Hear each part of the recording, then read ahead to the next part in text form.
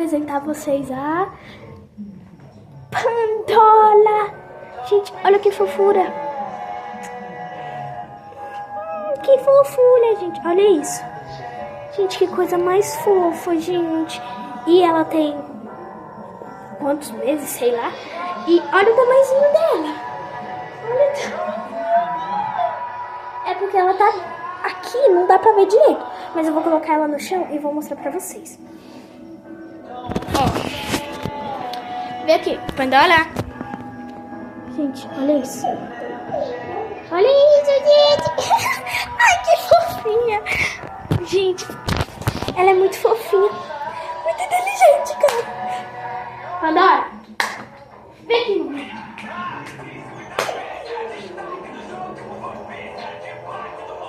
Quem veio foi ela, tá?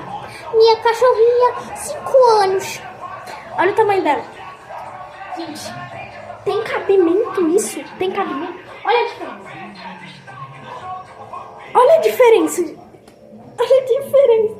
Tem cabimento uma coisa dessa?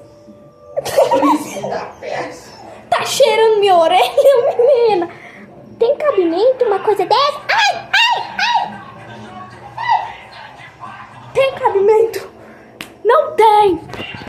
Não tem, gente. É muito linda essa pessoa. E, gente, o vídeo foi esse. Tchau. Amanhã eu faço outro vídeo mostrando ela.